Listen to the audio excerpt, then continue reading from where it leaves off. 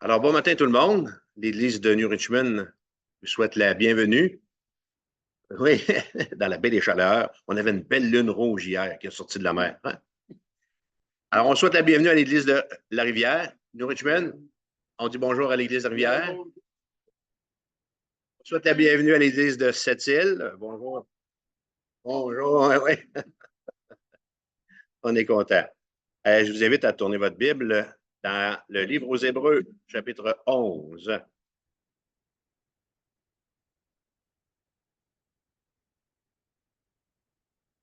On est en train d'étudier, en fin de compte, j'ai commencé. Je sais quand j'ai commencé, mais je ne sais pas quand je vais finir.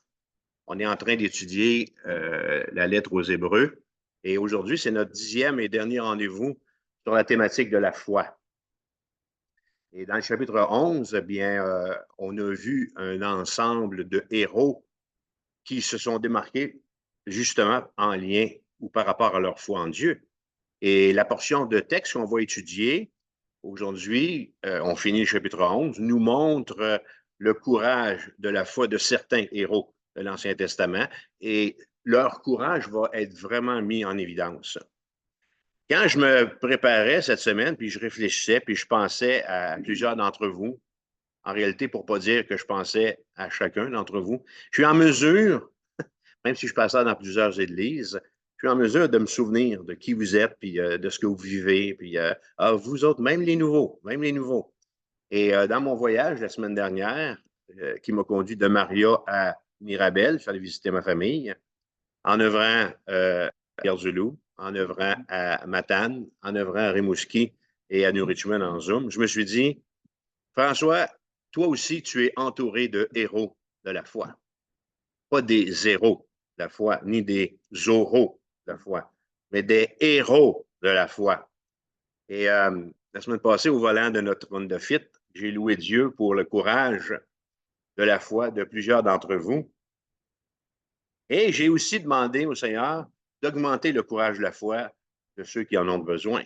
Alors, je suis convaincu que cette dernière réflexion sur le thème de la foi saura nous rejoindre, nous les courageux de la foi, dans l'Est du Québec. Tantôt, dans un temps de prière à New Richmond, certains ont prié pour l'Est. Alors, on est reconnaissant. Alors, chrétien de New Richmond, il est où? Il est où le courage de la foi? Non, non, là, vous devez répondre, il est ici, dans la baie des Chaleurs. Hein? Ben là, il est trop tard. OK? Chrétien, chrétien de Rivière-du-Loup, il est où? Il est où le courage de la foi? Il est dans la... Il est dans le Bas-Saint-Laurent.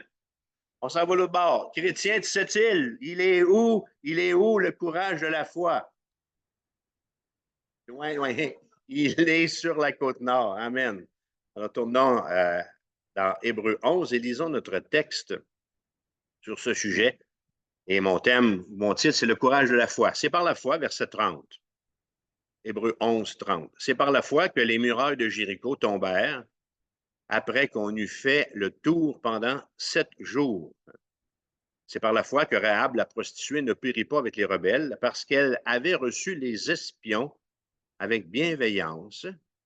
Et que dirais-je encore, car le temps me manquerait pour parler de Gédéon, de Barak, de Samson, de Jephthé, de David, de Samuel et les prophètes qui, par la foi, vainquirent des royaumes, exercèrent la justice, obtinrent des promesses, fermèrent la gueule des lions, éteignirent la puissance du feu, échappèrent aux tranchants de l'épée, guérirent de leurs maladies, furent vaillants à la guerre, mirent en fuite des armées étrangères. Aïe, aïe, aïe, pas fini. Verset 35. Les femmes recouvrèrent leur mort par la résurrection, d'autres furent livrés au tourment et n'acceptèrent point de délivrance afin d'obtenir une meilleure résurrection. D'autres subirent les moqueries et le fouet, les chaînes et la prison. Ils furent lapidés, sciés, torturés. Ils moururent, tués par l'épée. Ils allèrent çà et là vêtus de peaux de brebis et de peaux de chèvre, dénués de tout, persécutés, maltraités, eux dont le monde n'était pas digne, errant dans les déserts et les montagnes, dans les cavernes et les antres de la terre. tous ceux-là à la foi desquels il a été rendu témoignage n'ont pas obtenu ce qui leur était permis. Dieu promis. Dieu ayant en vue, merci, Dieu ayant en vue quelque chose de meilleur pour nous, afin qu'ils ne parvinssent pas sans nous à la perfection. Oh là là! En introduction, je peux dire une chose, c'est tout un texte. C'est tout un texte. J'aimerais ça savoir, est-ce qu'il y a dans la salle des volontaires pour, disons, faire le tour de la ville pendant 7 jours, convaincus qu'on pourrait voir Dieu détruire les forteresses du péché? Tu veux? 7 jours. Oui. Est-ce qu'il y a des volontaires dans la salle pour gouverner selon Dieu, pour affronter des bêtes féroces, pour survivre à la torture en étant lapidé ou coupé en deux? Il y en a moins. Je suis certain qu'à Rivière-du-Loup, il y en a qui ont levé leurs mains. Il y a des. Est-ce qu'il y a des volontaires pour goûter à la guérison de Dieu et voir nos morts? Il y en a peut-être qui veulent que leur mort reste là, mais enfin. Okay? Alors, est-ce qu'il y a des volontaires pour goûter à la guérison de Dieu puis voir nos morts revenir à la vie? Désirez-vous voir Dieu agir dans votre vie, vous, les courageux par la foi de l'Est? Amen. Lorsque je méditais sur ce thème, le courage de la foi, il y a 3 textes complémentaires. Je vous invite à les écouter, de Paul, et à les prendre en note dans votre petit calepin. OK? Et ces 3 textes complémentaires qui sont très utiles à notre réflexion. Le premier, c'est 2 Corinthiens 5, 17. Si quelqu'un est en Christ, il est une nouvelle créature. Les choses anciennes sont passées, voici, toutes choses sont devenues nouvelles. Si ça ne parle pas de courage, je ne sais pas de quoi ça parle.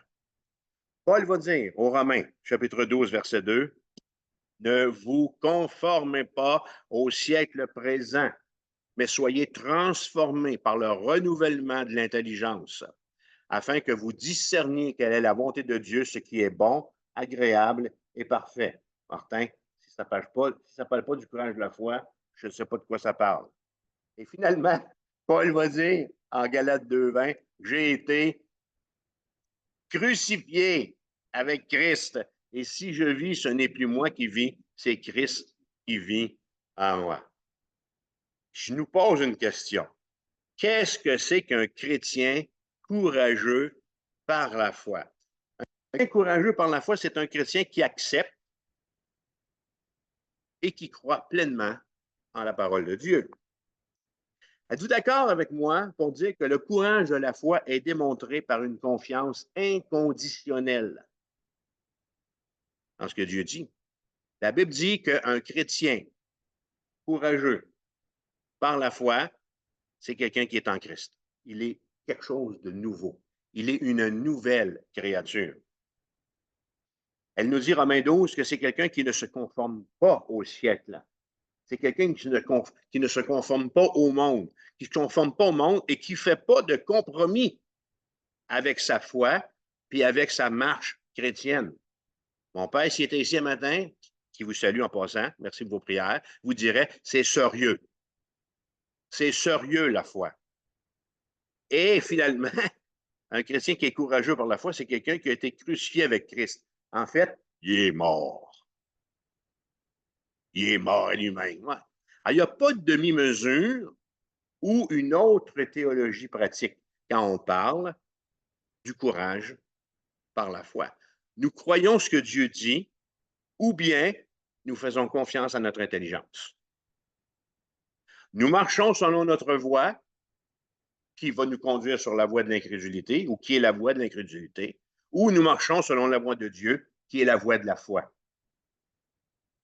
La foi d'Hébreux 11 accepte la seule parole de Dieu, passe à l'action et elle est prête à tout risquer. Je vous le dis, attachez vos trucs avec de la broche, c'est rock'n'roll, ce chapitre-là. Vous devez savoir qu'au début du christianisme, c'était coûteux. C'est coûteux pour nous autres aujourd'hui en 2024, en ce 21 juillet 2024, de suivre le Seigneur, mais c'était tout aussi coûteux au début du christianisme pour les Juifs qui devenaient chrétiens. Alors souvent, ils perdaient leurs amis, souvent, ils perdaient leur famille, souvent, ils perdaient leurs privilèges liés à leur droit de fréquenter la synagogue. Ils perdaient leur emploi, ils perdaient le respect de la communauté.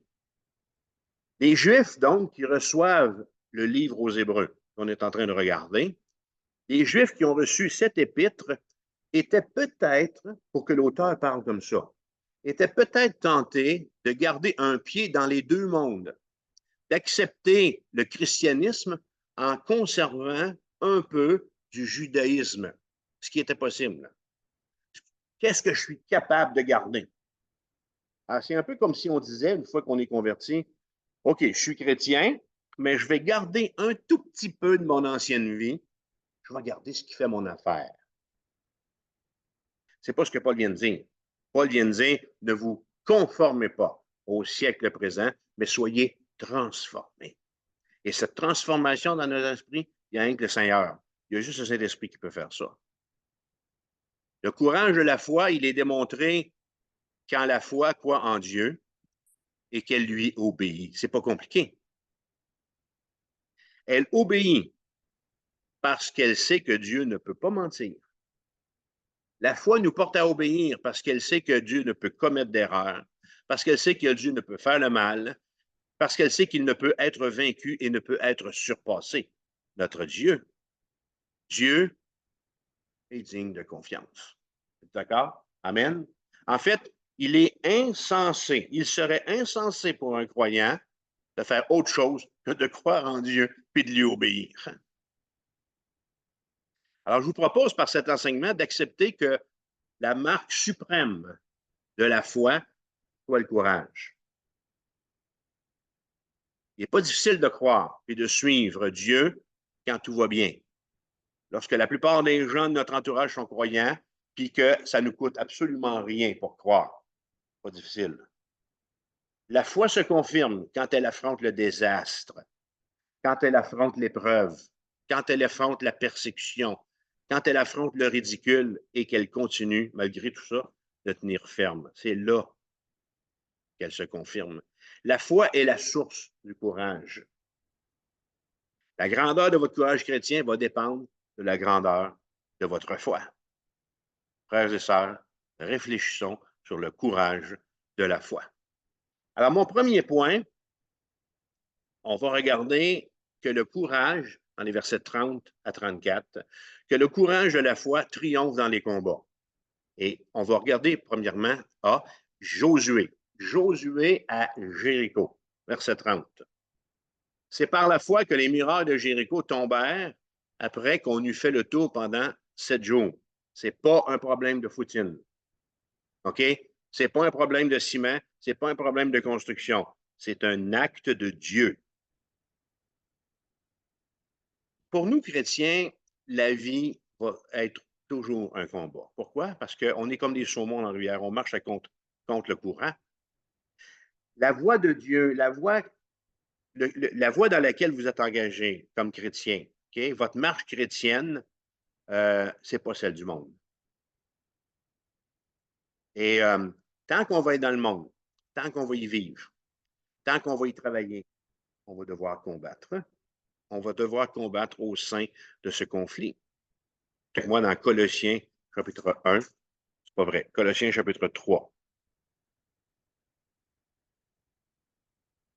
Et on va voir qu'est-ce que Paul dit aux Colossiens.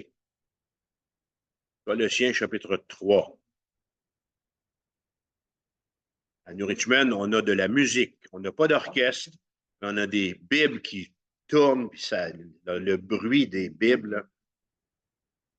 C'est dur d'entendre le bruit d'une Bible sur un téléphone comme ça. Colossiens 3. Voici ce que Paul dit aux Colossiens. Si donc vous êtes ressuscités avec Christ, cherchez les choses de la baie des Chaleurs, cherchez les choses de l'Est. Okay? Vous pouvez chercher de la crème molle, là, mais cherchez les choses d'en haut, où Christ est assis à la droite de Dieu. Affectionnez-vous aux choses d'en haut et non à celles qui sont sur la terre, car vous êtes, encore une fois, morts. Car vous êtes morts et votre vie est cachée avec Christ en Dieu. Quand Christ, votre vie paraîtra, alors vous paraîtrez aussi avec lui dans la gloire. La seule arme efficace dont on dispose pour faire face au combat que la vie nous donne de vivre, c'est notre foi. C'est la foi. C'est à cause de la foi qu'on a des combats. C'est parce qu'on veut plaire au Seigneur et c'est par la foi qu'on peut les affronter, ces combats-là, et en triompher. Alors, Josué va nous aider à comprendre en quoi ressemblait le combat qu'il menait, le combat de la foi. On va aller faire un tour à Jéricho. Ça fait longtemps que vous n'êtes pas allé? Non? Bureau lecteur, vont-tu là? Ouais, non, tu sais pas. Peut-être une autre compagnie. Alors, qu'est-ce qu'on sait de Jéricho? Vous pouvez noter que si vous voulez avoir l'arrière-plan de la bataille de Jéricho et de la ville, vous allez lire Josué, chapitre 6, et vous allez lire aussi Nombre, chapitre 13 et 14. Alors, 4 détails intéressants. Le premier, c'est que ce qu'on réalise sur un point de vue historique, c'est que les murailles de Jéricho étaient d'énormes structures. À cette époque-là, à l'époque de la destruction de Jéricho, certaines murailles des villes étaient assez larges au sommet pour faire rouler 2 attelages, 2 chariots côte à côte. Ça nous donne quoi, ça? Un 15-20 pieds certain, à peu près. Jéricho était une ville frontalière, fortifiée. Elle était située stratégiquement près de l'embouchure du Jourdain. Et ce qu'on sait, c'est que ces soldats étaient bien entraînés et surtout bien armés. Ces murs étaient conçus pour la protéger des attaques. On peut presque dire qu'on parle ici d'une ville pratiquement imprenable. Deuxième détail qu'on sait, c'est que il y a 40 ans qui se sont passés au moment où, en Josué chapitre 6, on est face à ce que Dieu demande à Josué. Il y a 40 ans qui sont écoulés depuis qu'Israël a traversé la mer Rouge par la foi. Alors, vous vous souvenez, on l'a vu ça, le courage, la foi. Pas le courage, mais Noé, avec Moïse. OK? Alors, je ne me souviens plus du titre. Oui, peu importe. OK? C'est l'autre enseignement. Et lorsqu'ils ont traversé la mer Rouge, c'est le dernier acte de foi collectif de la nation d'Israël. La traversée du désert du Sinaï, qui aurait dû leur exiger quelques semaines, leur a pris 40 ans. Ça leur a pris 40 ans parce que Dieu a jugé le péché de la génération précédente en les condamnant à y mourir dans le désert. Et c'est l'incrédulité des Israélites qu'ils ont manifesté par leur mécontentement, par leur chiolage, par leur murmure, par leur idolâtrie, qui les a rendus indignes d'entrer dans la terre promise. Et je le répète encore, ils sont tous morts dans le désert, hormis 2 gars, Caleb et Josué. Au chapitre 11 du livre aux Hébreux, rien de ce qui s'est passé pendant les 40 ans dans le désert ne figure dans le chapitre 11. Il n'y a rien. L'album de photos, là, est vide. Il n'y en a pas. Non, OK. Page 1, page 2. Il n'y a absolument rien à dire sur les 40 ans dans le désert. Pas un seul mot. Ce n'est que quand les Israélites sont arrivés à Jéricho qu'ils ont de nouveau manifesté la foi. 40 ans plus tard. Je m'excuse, mais on n'appelle pas ça une vie remplie de fruits. 40 ans de désert, de sécheresse. Troisième détail qu'on voit, c'est que lorsqu'ils sont arrivés en Canaan, Jéricho, c'est le premier obstacle. C'est pas n'importe quel obstacle. Puis, on le voit, c'est que du point de vue humain, cette ville était insurmontable, imprenable pour des esclaves qui viennent de passer 40 ans en camping dans le désert du Sinaï. Et il arrive avec quoi? Là, des broches à tricoter, puis des brebis, puis des. Qu'est-ce qu'ils ont pour se battre, là? Alors, c'est pas évident pour eux autres. 40 ans, 40 ans plus tôt, en nombre 13 et 14, le compte-rendu négatif tourne avec. Non, je vais vous le lire. Non, je vais vous le lire. Je vais y aller saccadé. Alors, 40 ans plus tôt, en nombre 13 et 14, le compte-rendu négatif des 10 espions qui étaient allés en reconnaissance dans leur pays n'était pas inexact. Ce qu'ils ont dit, c'est pas faux. Mais mon ami, c'est amplifié. Tu sais, pas si tu vas me croire. Hein? Okay? C'est amplifié. Nombre 13, verset 28. Le peuple qui habite, ça c'est les 10. Il y en a 12 qui sont allés. Lorsqu'ils reviennent, il y en a 10, mais qui crient là, il y a des grands boîtes là-dedans. Il y a des grands boîtes. Je regarde des gens dans l'Assemblée, mais je nomme personne. Mais il y a des grands boîtes, OK? Alors, les 10 sont là. Le peuple qui habite ce pays est puissant. Les villes sont fortifiées, très grandes. OK. Nous ne pouvons pas monter contre ce peuple car il est plus fort que nous. 32. Le pays dévore ses habitants. Tous ceux que nous y avons vus sont des hommes d'une haute taille. Nous étions à leurs yeux et aux nôtres comme des sauterelles. Alors, Moïse va les reprendre. Moïse va les réprimander, non pas parce que leur rapport est erroné, parce que Moïse va les reprendre parce que le véritable obstacle, ce n'est pas le pays de Canaan, c'est l'incrédulité. Si Dieu a dit, Exode 14, 14, Dieu combattra pour vous, vous gardez le silence, mais c'est la même chose. Après la traversée, c'est encore la même chose ici. Alors, la seule difficulté pour Dieu était d'obtenir que son peuple aille de l'avant avec lui. Quatrième détail, c'est que Dieu allait se servir de l'armée d'Israël pour conquérir le pays. Et là, la première bataille, vous allez voir, j'ai fait un beau plan pour vous présenter qu'est-ce qui s'est passé à Jéricho. Alors, le plan que Dieu a pour Jéricho, c'était que son peuple fasse absolument rien. OK? Rien d'autre que poser des gestes, des actions symboliques pour montrer sa grande puissance aux Israélites et aux Cananéens. Parce qu'après ça, l'épouvante va pogner en Canaan. Les autres nations vont avoir peur d'Israël. C'est décisif, qu'est-ce qui se passe. Alors, laissez-moi ajouter ceci sur le plan de Dieu. Laissez-moi vous présenter 4 points sur la stratégie de Dieu. Voici le plan de Dieu, selon Josué, chapitre 6. Tout ce que les Israélites devaient faire, premier élément de la stratégie de Dieu, tout ce que les Israélites devaient faire, c'était de marcher autour de la ville une fois par jour pendant 6 jours, en silence, précédés de 7 sacrificateurs qui portaient 7 trompettes retentissantes devant l'arche. Deuxième élément de la stratégie de Dieu. Le 7e jour, ils devaient marcher autour de la ville à 7 reprises. Je ne sais pas, mais ça a pris de temps. Tandis que les sacrificateurs faisaient retentir leurs trompettes. Troisième élément de la stratégie de Dieu, quand les sacrificateurs vont jouer la trompette une dernière fois, tout le peuple devait crier et alors la muraille de la ville s'écroulerait. Et quatrième élément de la stratégie de Dieu, ce qu'on voit, c'est que le peuple a obéi par la foi. Et la muraille s'est écroulée comme prédit. Alors, qu'est-ce que j'ai fait pour ça? J'ai regardé la stratégie de Dieu sous un angle militaire. Premièrement, militairement, les 7 jours de marche n'exigeaient absolument rien. Mais psychologiquement, ça prenait du courage. Le dénouement, c'est dans une semaine. Deuxième élément, la stratégie de Dieu sur un plan militaire.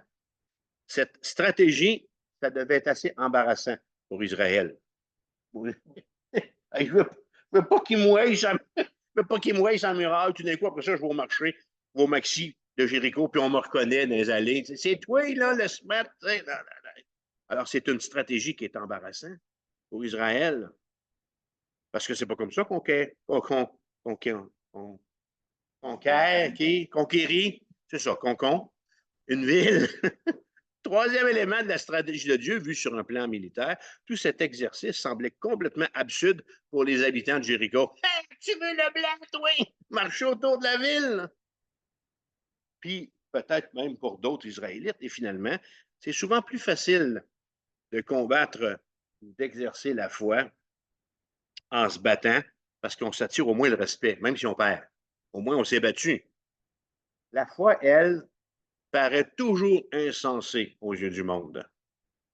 Le fait, les frères et les sœurs, que vous vouliez vivre par la foi, vous allez assurément, je vous le garantis, passer pour un fou. Passer pour un fou aux yeux des gens de l'extérieur. Rappelons-nous ce que Paul a dit. Hein? Ne vous conformez pas au siècle présent, mais soyez transformés. Regardons la stratégie de Dieu maintenant et le courage des Israélites. On va les voir à l'œuvre. D'abord, qu'il y a de remarquable dans Josué 6, c'est qu'il n'y a pas un seul chiolage, pas une seule plainte.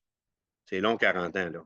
Alors, on a appris. Je ne sais pas si c'est ça, mais en quelque part, la leçon a porté son fruit.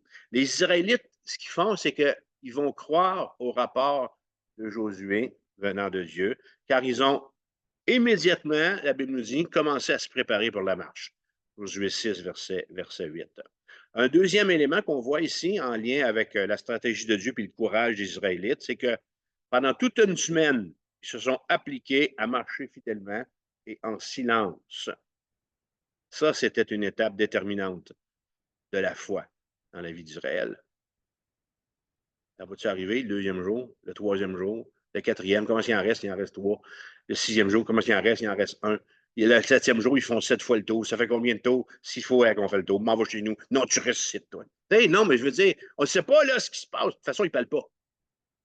C'est silence. Et finalement, dans la défaite de Jéricho, tout ce que Dieu voulait des Israélites, c'était la foi. C'est ce qu'ils ont manifesté. Parce que la Bible dit que c'est par la foi que les miracles de Jéricho ont tombé.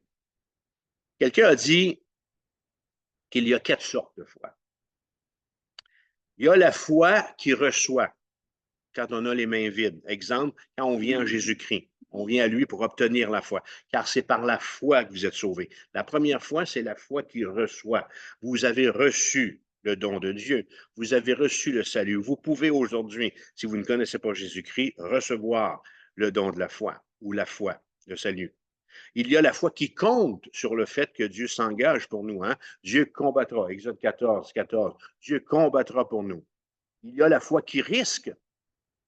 La foi qui avance dans la puissance de Dieu, qui ose faire l'impossible. Jésus a dit, lève-toi et marche. Jésus t'a dit, Jésus m'a dit, lève-toi. Et finalement, il y a la foi qui se repose.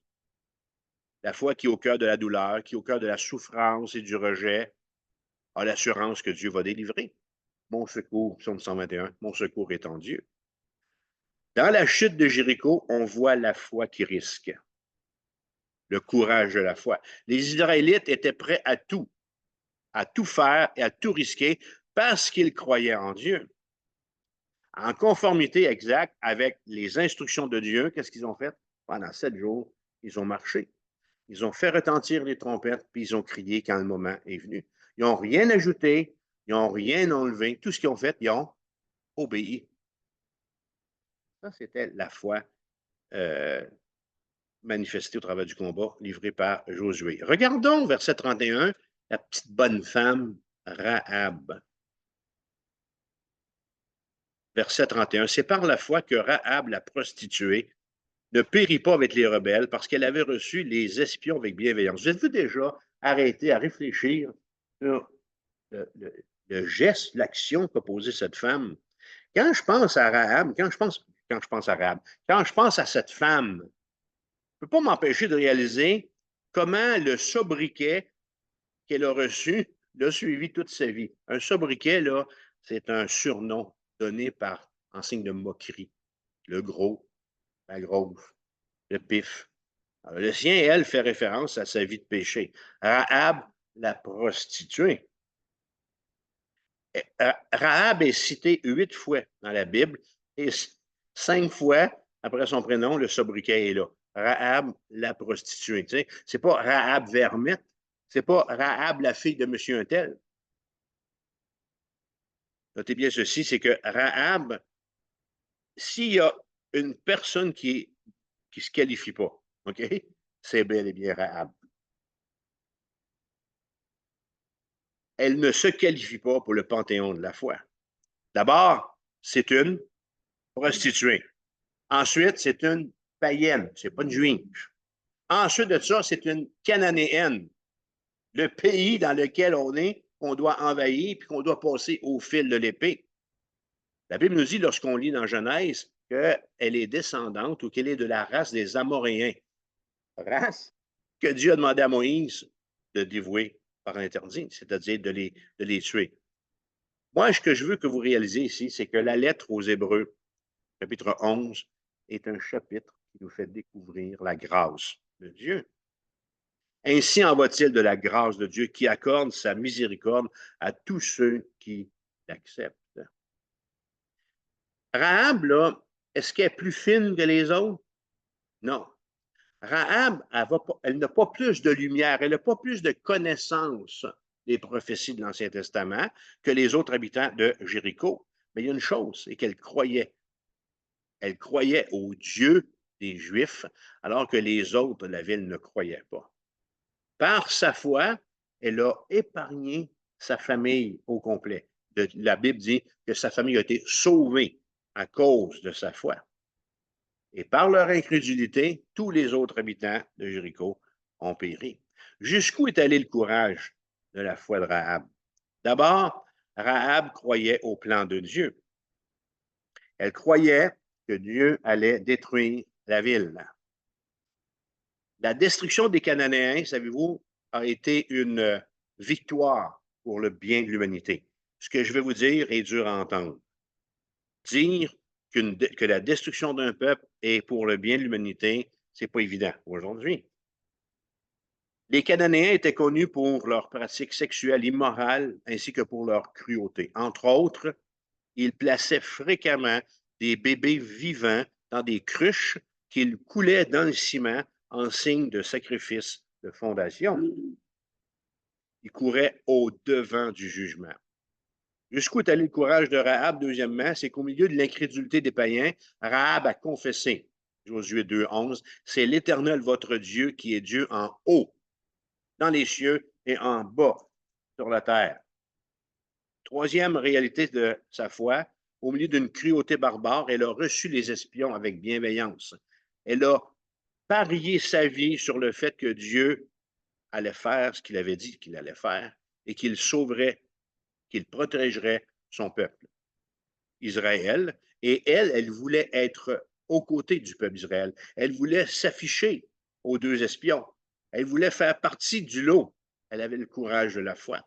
Et finalement, le plus exceptionnel, ce qui ressort de toute l'histoire de Rahab, c'est le fait suivant, c'est que par son courage ou pour son courage et sa foi, Rahab a non seulement été épargnée, mais elle a été aussi honorée, car elle a donné le jour à Boaz, qui a marié Ruth, qui est l'arrière-grand-mère de David, et ce qui fait de Rahab, notre sœur en Jésus-Christ, une des ancêtres du Seigneur Jésus. Matthieu, chapitre 1, verset 5, elle figure dans la généalogie de Jésus. Quelle démonstration de grâce de la part de Dieu. Regardons ensuite de ça, verset 32-34, point C. On est toujours dans le combat. Je ne sais pas, c'est quoi mon petit titre ici, là? Le courage de la foi triomphe dans les combats. Alors, on a vu Josué à Jéricho, on vient de voir Rahab, et là, on va voir les autres. Gédéon, Barak, Samson, Jephthé, David, Samuel. Alors, 6 hommes qui ont tous été, à des époques différentes, des dirigeants, des personnes remarquables. Certains l'ont été moins que d'autres, mais il n'y a aucun de ces hommes-là qu'on retrouve dans Hébreux chapitre 11 en raison de son poste, en raison de son curriculum vitae. Ils sont, dans Hébreux chapitre 11, dans le panthéon des héros de la foi, en raison de ce qu'ils ont accompli par la foi. Gédéon était un juge, alors c'est un chef, là, le maire de la ville, tu sais, pas le roi, là, mais Gédéon, c'était un juge, c'était un chef militaire. Et Dieu lui a demandé de ramasser ses soldats et il a assemblé 32 000 soldats pour aller combattre les Médianites et les Amalécites. Et dans un processus de sélection, Dieu a réduit l'armée de 32 000 à combien? 300. En comparaison à ces 300 hommes qui forment l'armée de Gédéon pour aller dans la mission à laquelle Dieu les appelle, la Bible nous dit que l'ennemi qu'ils allaient affronter était comme une multitude de sauterelles et leurs chameaux étaient innombrables comme le sable qui est sur le bord de la mer. On a ce récit-là en Juge chapitre 7. 300, puis une armée innombrable comme les grains de sable. Les hommes de Gédéon n'ont pour armes que des trompettes et des cruches contenant des torches. Pas de couteau de poche. Pas de, pas de bombes lacrymogènes, pas de piège à ours, pas de... Rien. Rien. Des trompettes puis des cruches dans lesquelles il y a des torches. Ils ont moins d'hommes et ils vont faire moins d'efforts qui ont été utilisés pour vaincre Jéricho. Et la Bible nous dit qu'ils ont réussi à faire fuir toute l'armée ennemie. Il y a seulement qu'un fou, les frères et les sœurs.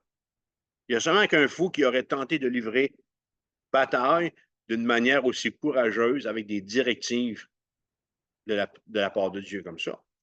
Mais du point de vue de la foi, il y a juste un fou non plus aussi qui ne tenterait pas de faire une telle chose alors que c'est les directives de Dieu.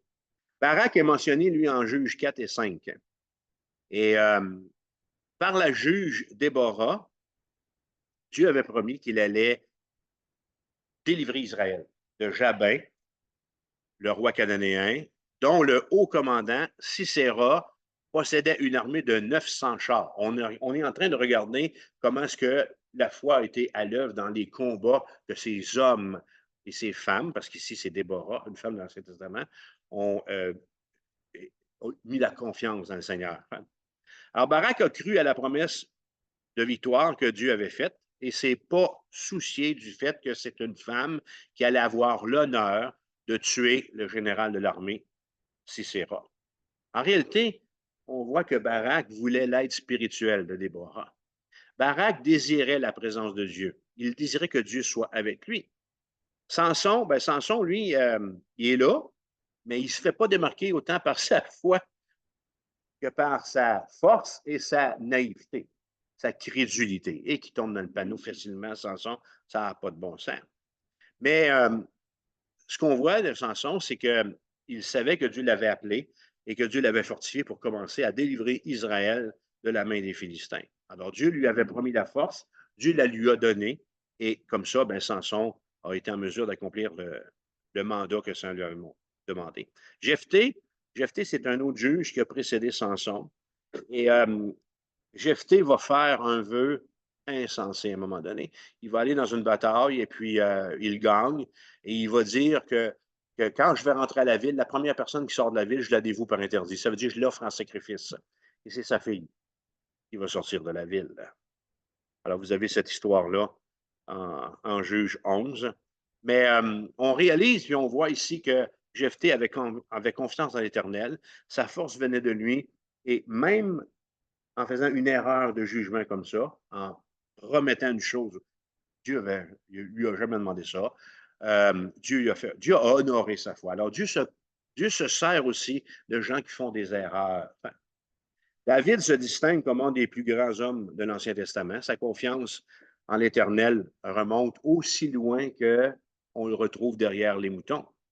Alors, on le voit tuer des ours, se battre contre les lions, combattre Goliath avec une fronde.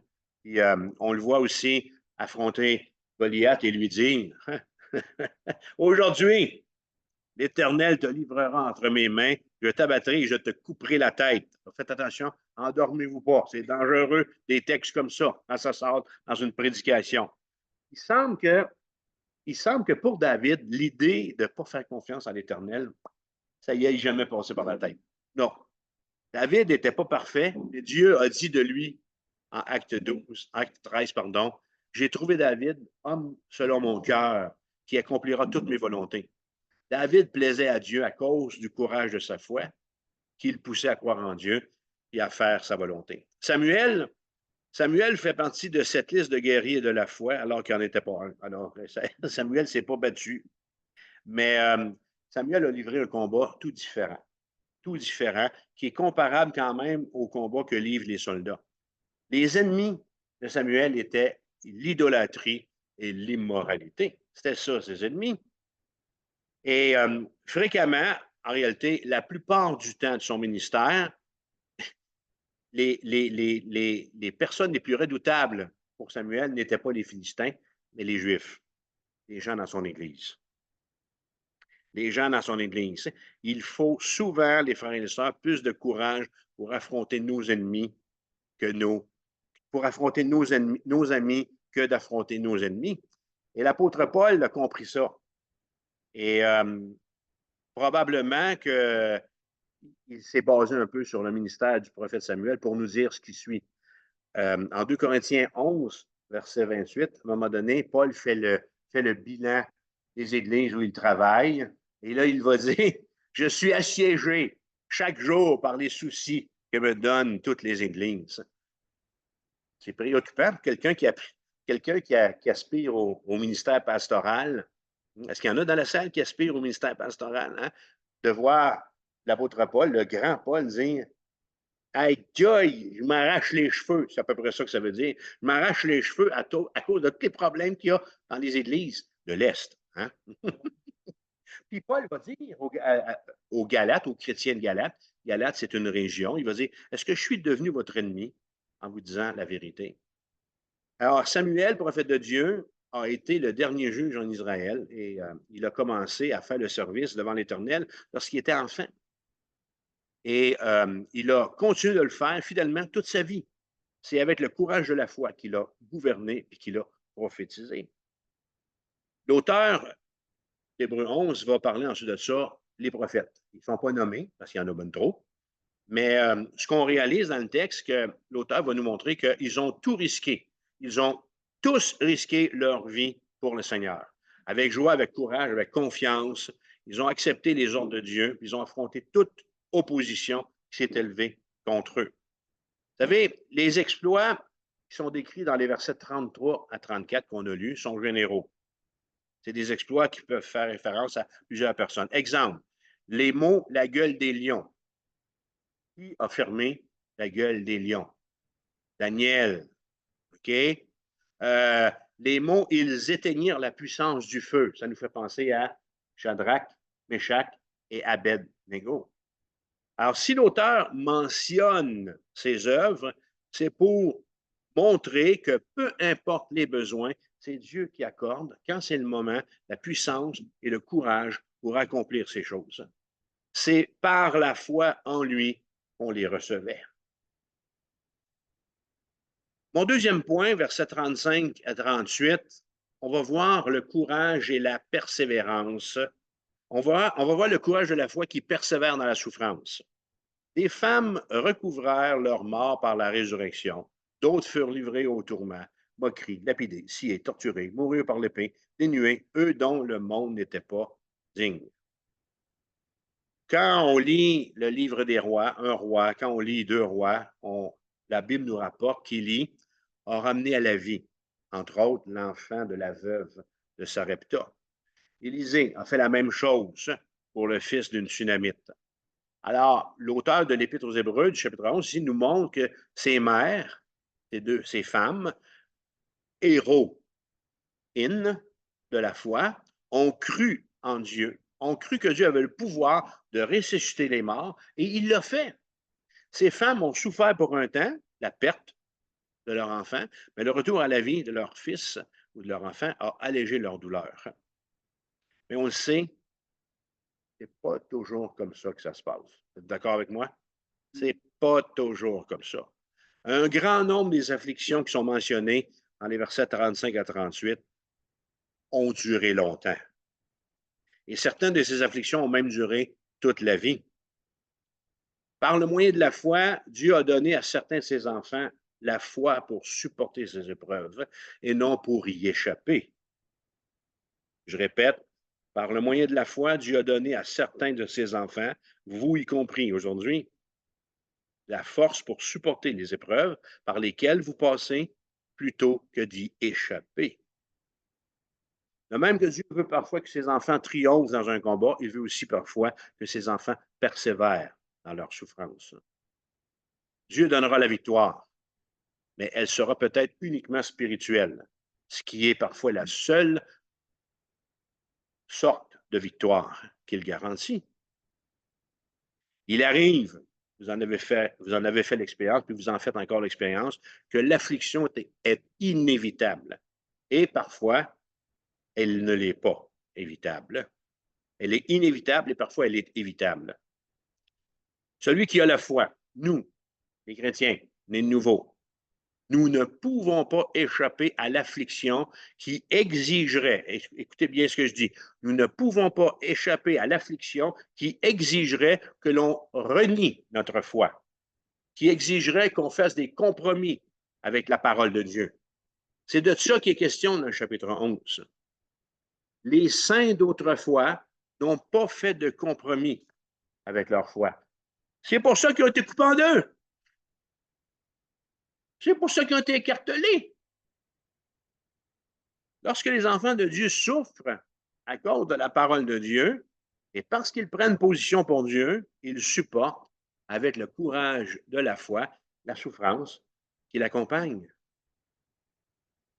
Le courage de la foi qui persévère dans la souffrance, ça peut être d'accepter de quitter mon pays pour un autre continent afin d'y servir Dieu. Ça peut être ça.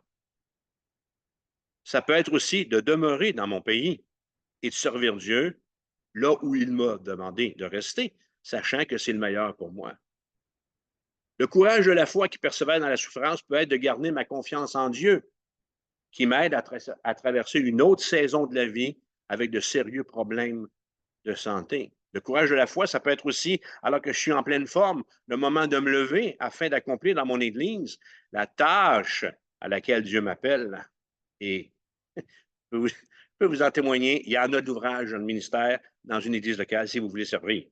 Le service dans l'Église locale, si la vie vous intéresse. C'était ma page publicitaire. Le courage de la foi qui persévère dans la souffrance peut être de me soumettre à la parole de Dieu, qui m'enseigne à ne pas me conformer au siècle présent, mais à être transformé par le renouvellement de mon intelligence. Vivre par la foi, les frères et les sœurs, ça ne voudra jamais, virgule, jamais, virgule, jamais dire vivre comme bon me semble. Jamais. Les courageux de la foi, j'en ai devant les yeux. Depuis que vous me donnez accès à vos vies. Dans l'Est. Vous êtes les courageux de la foi dans l'Est. Vous qui avez laissé le chemin large et spacieux qui mène à la perdition pour suivre Christ sur le chemin étroit de l'obéissance qui conduit au salut. Vous êtes les courageux de la foi dans l'Est. Vous qui laissez Dieu agir dans vos vies. Vous êtes les courageux dans l'Est. Vous qui acceptez les instructions du Saint-Esprit.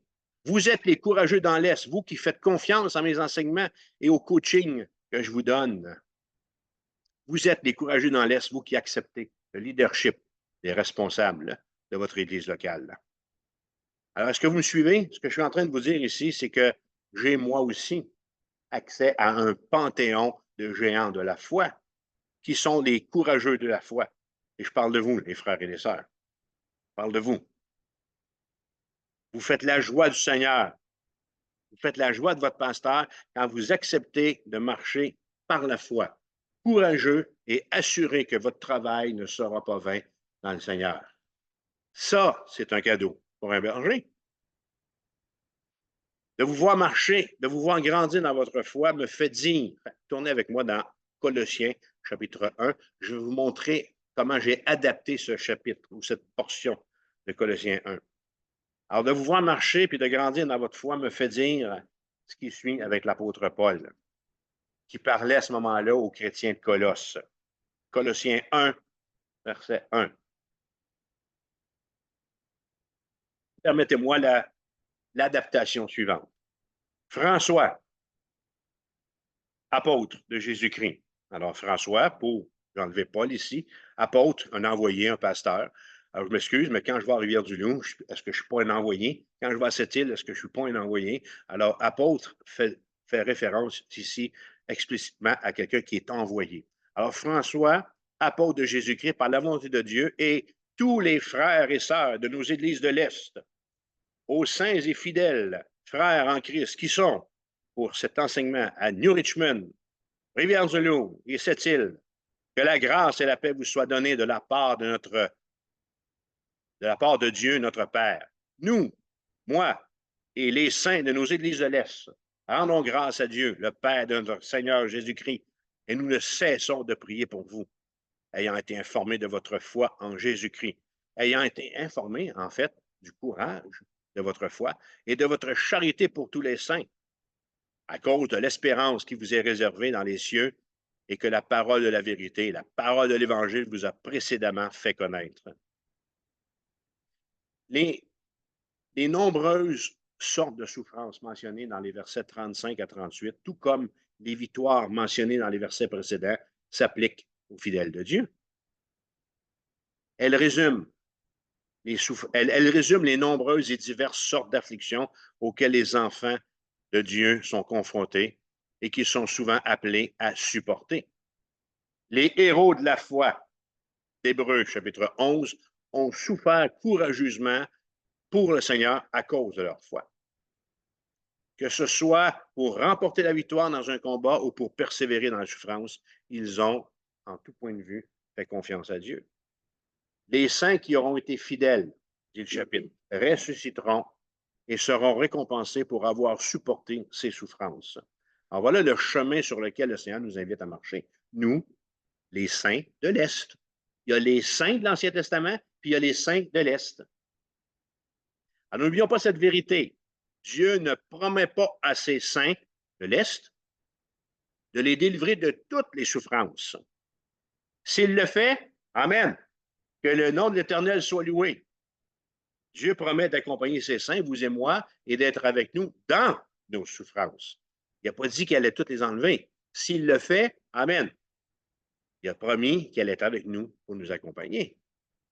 En conclusion, versets 39 et 40, le courage de la foi compte sur le salut. Alors, tous ceux-là, à la foi desquels il a été rendu témoignage, n'ont pas obtenu ce qui leur était promis, Dieu ayant vu quelque chose de meilleur. La foi véritable, elle a le courage de compter sur le salut.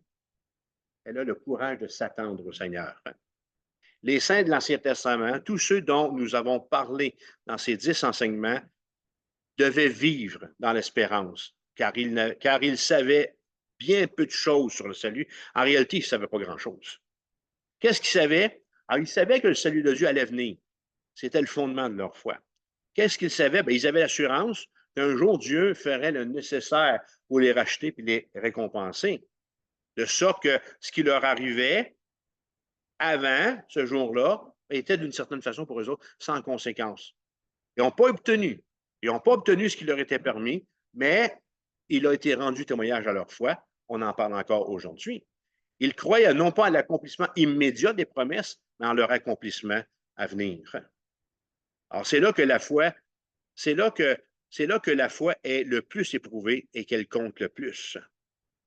Et la promesse ultime à laquelle croyaient les héros de la foi d'Hébreux 11 était celle d'un Rédempteur, celle d'un Messie et de son alliance qui rendait justice devant Dieu. Et Paul, pas Paul, mais Pierre va dire ceci. 1 Pierre, chapitre 1, verset 10. Les prophètes qui ont prophétisé touchant la grâce qui vous est réservée ont fait de ce salut l'objet de leur recherche et de leur investigation. Voulant sonder l'époque et les circonstances marquées par l'Esprit de Christ qui était en eux et qui attestait d'avance les souffrances de Christ et la gloire dont elles seraient suivies.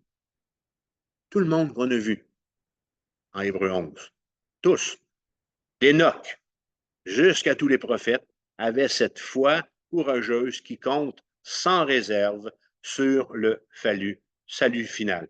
Ils avaient les yeux sur la rémunération à venir. Alors, on l'a étudié, beaucoup d'entre eux n'ont jamais reçu le pays. Parfois, ils remportaient des victoires terrestres, parfois, ce n'était pas le cas. Parfois, leur foi les sauvait de la mort, parfois, elle leur attirait la mort. Qu'importe, ils savaient que Dieu avait en vue quelque chose de meilleur. Dieu a déjà pourvu ce quelque chose de meilleur pour nous, les bien-aimés, c'est-à-dire pour ceux qui sont sous la nouvelle alliance. Et c'est pour ça que l'auteur écrit afin qu'ils ne parviennent pas sans nous à la perfection. En d'autres termes, leur salut ne pouvait pas être complet. Leur salut ne pouvait pas être parfait avant notre époque, celle du christianisme. Car avant que Jésus n'accomplissent l'œuvre expiatoire sur la croix, aucun salut était complet. Peu importe la grandeur de la foi du croyant. Leur salut était basé sur ce que Christ allait accomplir. Le nôtre l'est sur ce que Christ a accompli.